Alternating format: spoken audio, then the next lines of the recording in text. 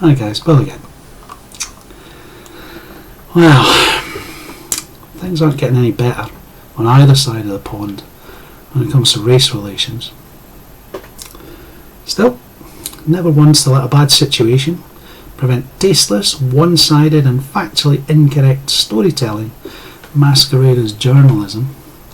The Manchester Guardian is filling its pages with print, laying the blame for everything bad that's ever happened to anybody at the feet of the white race. Fucking white race. Just on a point of order, there are many white races, just as there are many races that are not white. Now you can either accept that, or you can accept that there's really only one race, and that's humanity. If you wanted to talk about, I don't know, Saxons, Gaels, Norse in an appropriate historical setting, then yeah, I'm all ears. And if you think it would help our understanding of, I don't know, the Rwandan massacre, to maybe talk in terms of Hutus and Tutsis, then, you know, fine, I'm on board with that. That's a useful thing to do. But if you just want to lump every fucker in a nation of 323 million individuals into white on one side and everyone else on the other side, Christ, you can just fuck off. I mean, really, just stop watching now. You're not going to like what's coming next. You'll end up as bad as the fucking UK. There were 18 different races for non-whites in our last census, but just one box for whites. One box to describe every Gael, Saxon, Cymru, Celt, Scot, Anglo, and 80% of the population. One box. But that's not racist. Not even a little bit racist. Fuck's sake. In the US, the American Anthropological Association recommended that the term race be eliminated from their planning in the 2010 consensus. During the last 50 years, race has been scientifically proven to not be a real natural phenomenon in the United States. It's more useful to use specific social categories such as ethnicity or ethnic group. They're far more salient for scientific purposes. But this isn't a bit of science, is it? The Guardian's pages, they're filled with these finger-wagging, virtue-signalling hags. They're all tripping over themselves to show solidarity with their strong black brothers. And it doesn't matter that half of them have never even met a black American. It's probably safe to ignore them on the grounds that they're talking pish about a subject they know fuck all about. We'll read up on a real African American instead. Now, Stephen W. Thrasher is writer-at-large for The Guardian US.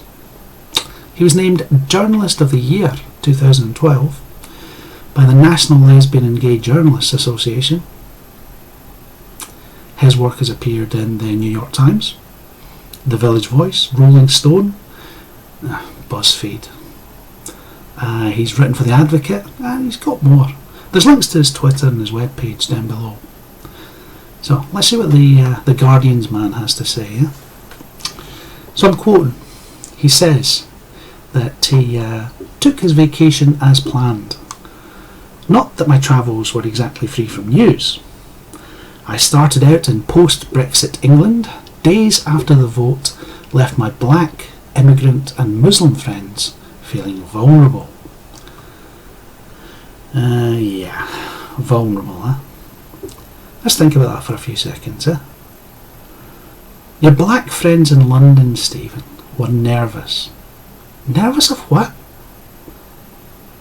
You see, we don't get to talk about the subject. It's frowned upon. Reporting when it does happen is completely skewed. But, just out of interest, who do you think is responsible for 54% of London's street crime, 59% of London's robberies, 67% of London's gun crime?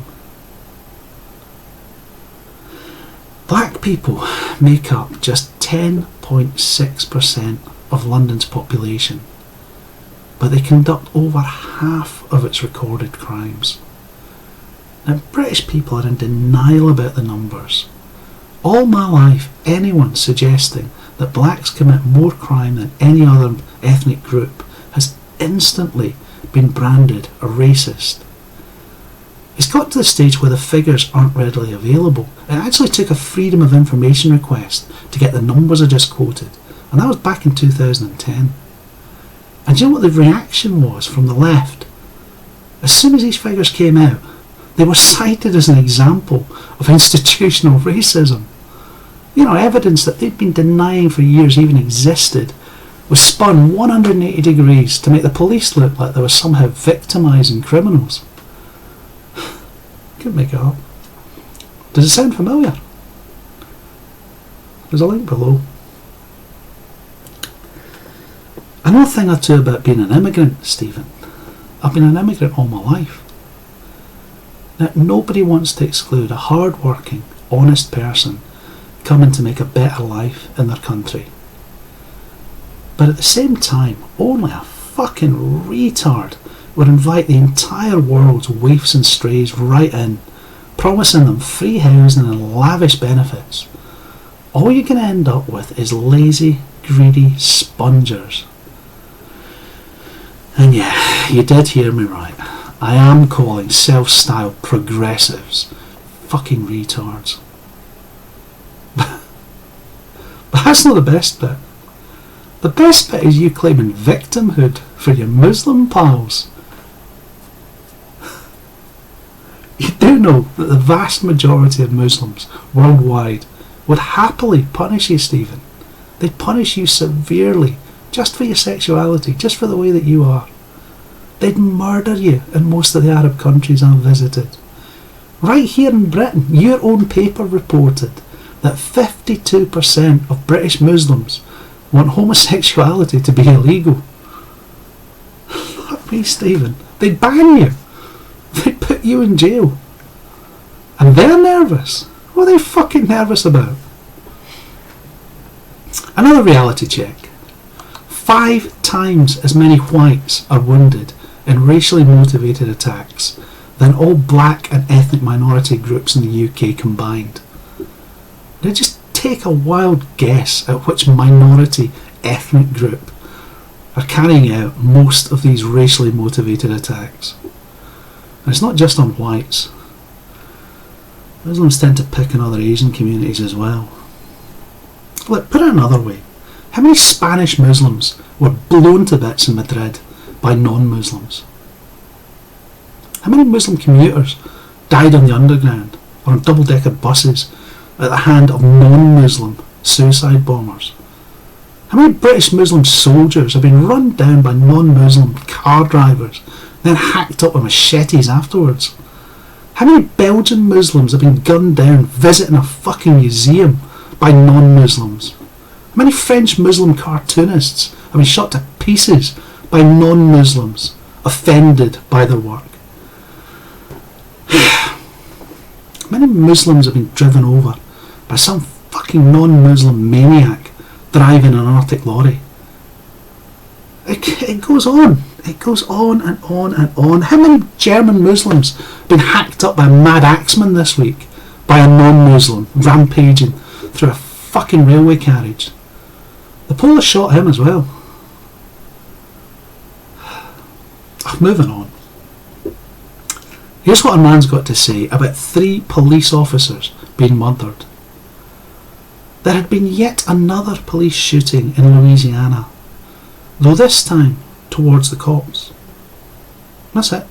No context. No mention of new Father Montreal Jackson's heartfelt posting on social media. You would have thought that that was newsworthy. Just the cops. Fucking brilliant.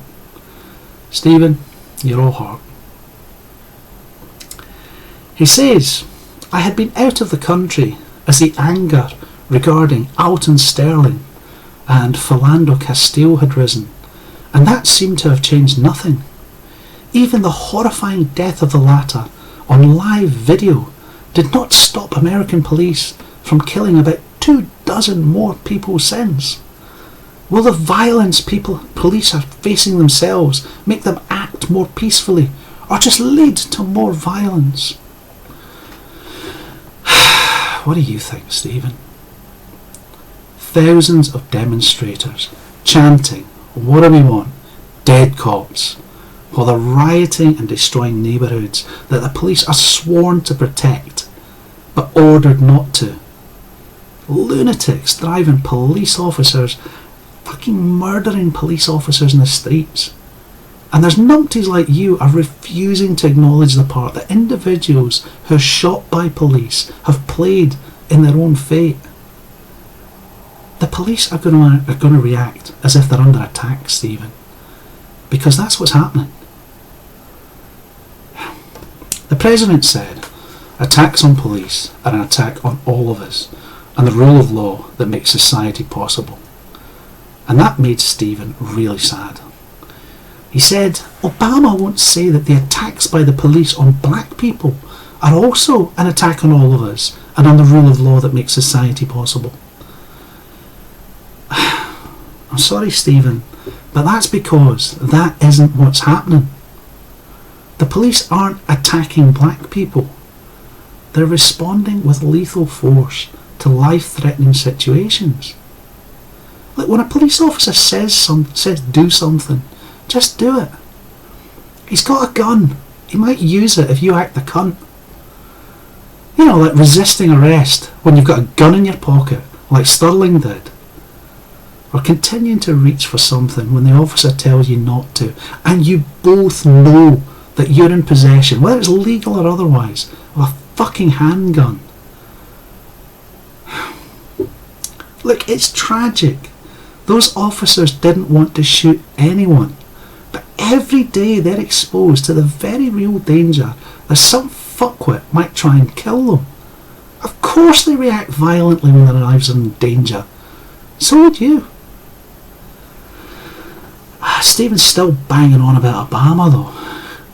I begin to think his failure to change how he thinks and talks about police violence is a disaster. He has no trouble condemning the killing of police officers and eulogises the slain Dallas police officers, even as he's never done so for victims of police killing across the nation. You know, for a journalist, I'm not sure that he's got a particularly firm grasp of grammar. Anyway. Stephen, I'm told that my accent can be hard to follow, so I'm going to speak really slowly, so that you can understand me. I speak to you just the way I would to a slow child. There are bad people in the world. They wish us harm. Police officers protect us from bad people. When a police officer is murdered protecting us, the President fucking well ought to eulogise them. Now there's more, of course. If we are to end this cycle of violence, we must cease this fiction that somehow the feelings of the oppressed or their protest tactics are the real problem, and not that which they are protesting, the systematic killing of black people made manifest by police violence. Right, there it is, fellas, the social justice mantra. A bunch of loud, violent, hyper-entitled cry-bullies are somehow oppressed. So the real issue is whatever the special snowflakes are chanting about, not the damage they're doing or the hostile, violent environment that they're fostering.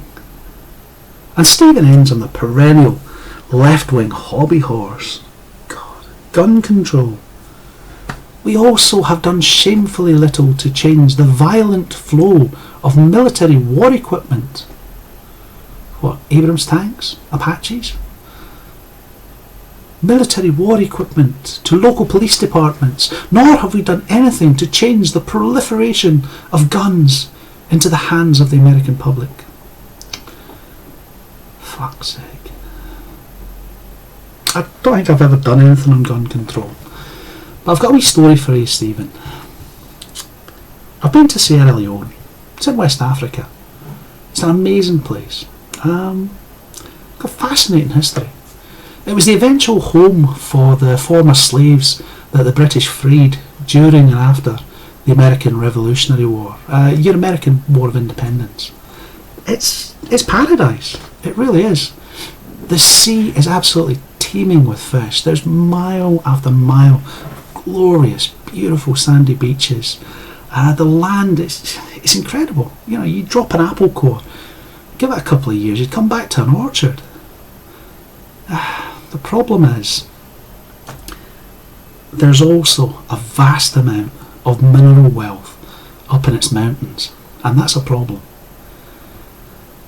See, less than a decade after Sierra Leone became independent from the British Empire, bad people began to fight over that wealth, particularly the diamonds that are up there. And by the turn of the century, to broker some kind of peace, some fucking genius from the UN persuaded most of the country to give up their guns. Most, not all. You'll never guess what happened next. 50,000 dead civilians later, the Brits and the Indians finally lost patience with the UN, just fucking dicking around. We went in, we restored order, and we armed the legitimate democratically elected government and their officers. Police officers, Stephen. Good men to protect the people of Sierra Leone against those that would do them harm. See, you're thinking like the UN. Get rid of the guns. Everything will be wonderful. Now I'm thinking more like that poor bastard Tony Blair. Put guns into the hands of those who willingly lay down their lives to serve and protect their community. Good men like Montreal Jackson.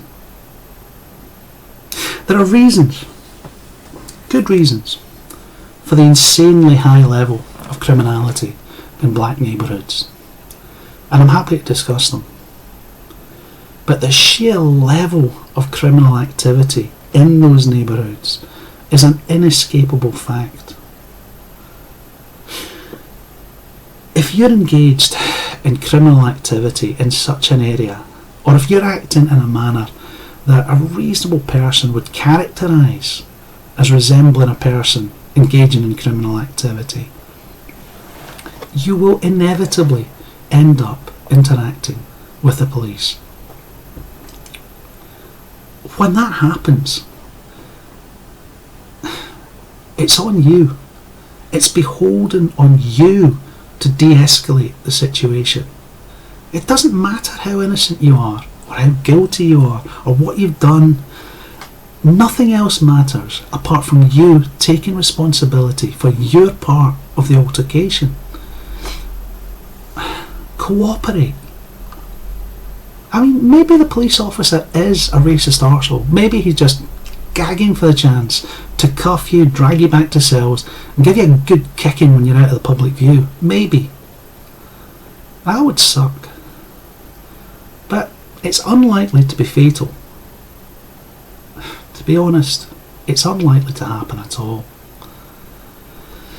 On the other hand, what is an absolute fucking certainty is if you act like a dick, you resist arrest, you give the officer good reason to believe that you mean him, his team, and nearby civilians harm, he's going to react. He'll react the way you make him react. If you pull a knife, he's going to pull a gun. If you go for a weapon, he's going to fill you with fucking holes. This isn't something that I should have to explain. The rest of Western civilization got this fucking years ago. And there are accidents. There are accidents every day in everything that human beings are involved in. And when firearms are involved, well, those accidents can be fatal. Give the officer serving your community the best opportunity for both of you to remain safe. Don't give him a reason to draw that weapon. And don't make any sudden moves if he does take out his gun. And for fuck's sake, do not start a fight with armed police. The only way to reduce the number of people killed by police is to grow up. Stop provoking situations that you cannot win. Just learn to cooperate. Police officers don't want to kill anyone. The false narrative that these social justice fucktards are peddling is getting people killed. The police aren't your enemy. But you keep on treating them like they are, and they're going to start reacting like it. And Stephen, nobody wants that.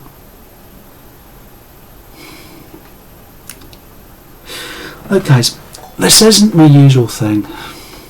If you don't like the video, and I'll understand that, by all means hit the thumbs down, but don't be shy. Leave a comment and say why you didn't like it. It's an emotive subject.